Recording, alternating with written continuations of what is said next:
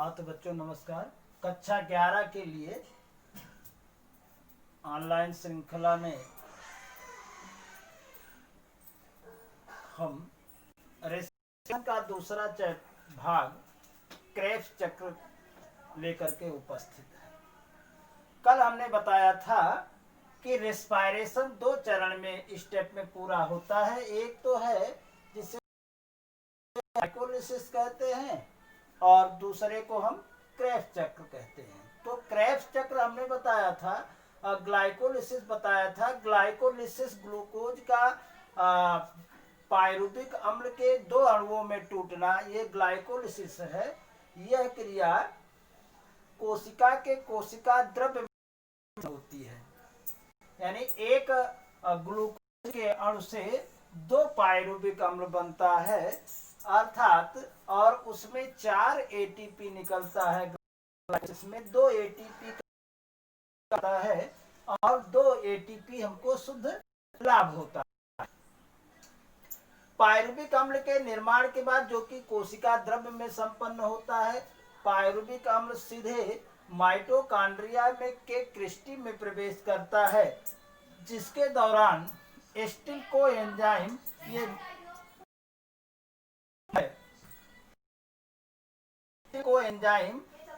और ग्लाइकोलिसिस जो एंजाइम है उसे हम एस्टिल कोएंजाइम कहते हैं। तो एस्टिल कोएंजाइम पायरुविक अम्ल और एस्टिल कोएंजाइम अणु कार्बन डाइऑक्साइड वियोजित हो जाता है।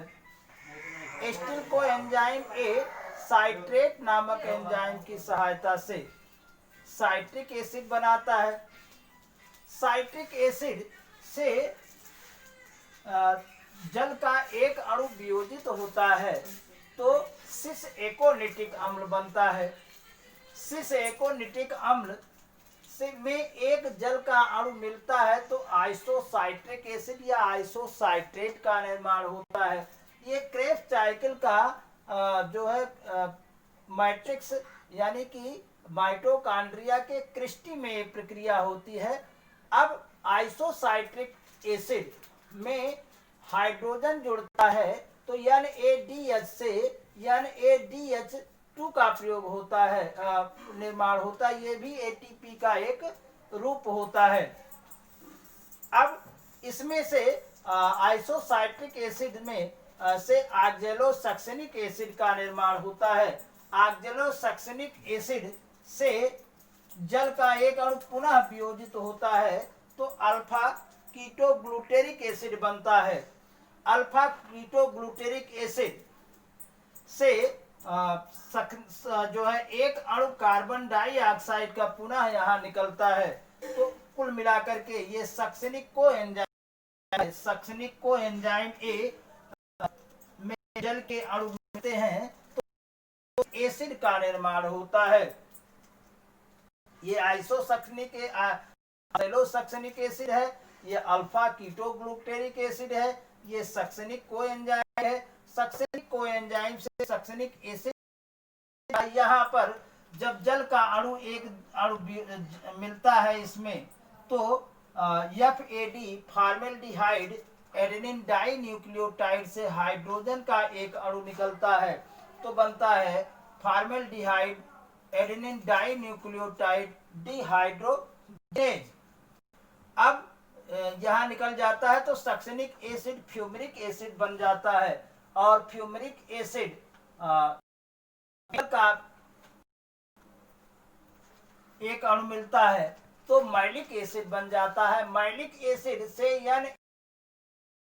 NAD nicotinamide adenine dinucleotide से हाइड्रोजन मिलता है जो कि तो बन जाता है क्या, nicotinamide adenine dinucleotide dehydrogenase बनता है और पुनः ये ऑक्सैलोएस्टिक एसिड बनता है जो कि क्रेब्स चक्र का अंतिम उत्पाद है। और यह प्रक्रिया जो है एक चक्र के समान चलती रहती है और कार्बन और एटीपी होता रहता है।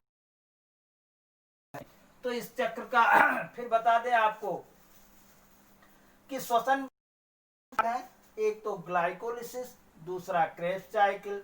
ग्लाइकोलिसिस आपको बताया गया, ये कोशिका द्रव्य में संपन्न होता है।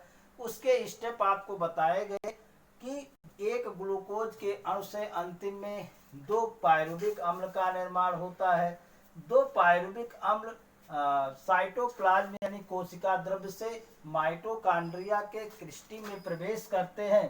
तो जैसे ही प्रवेश करते हैं तो पायरुविक एसिड से एस्टिल कोएंजाइम में मध्य काम करने का काम करता है। यहीं पर एक अणु कार्बन डाइऑक्साइड का वियोजित हो जाता है। जल के एक अणु निकलने से एस्टिल कोएंजाइम साइट्रिक एसिड का निर्माण करता है। साइट्रिक एसिड से जल का एक अणु निकलता है तो सिस एकोनेटिक अम्ल बनता है। पुनः जल का एक अणु जुड़ जाता है तो आइसोसाइट्रिक बनता है।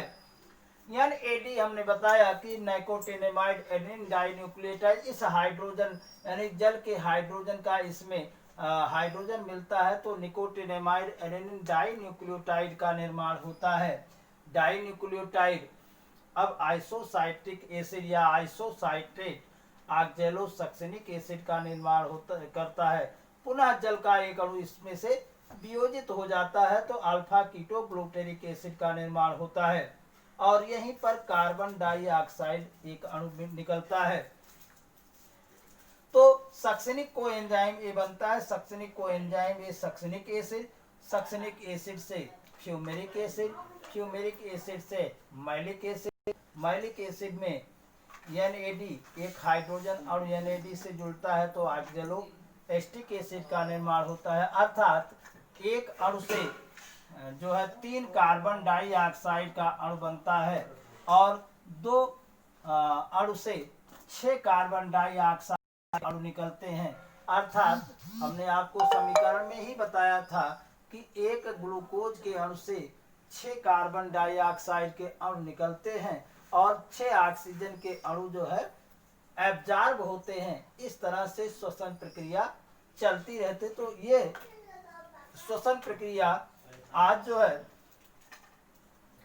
स्टेप वाइज समाप्त होती है। कल हम आपको RQ या रेस्पिरेटरी क्वेश्चन के बारे में बताएंगे। धन्यवाद।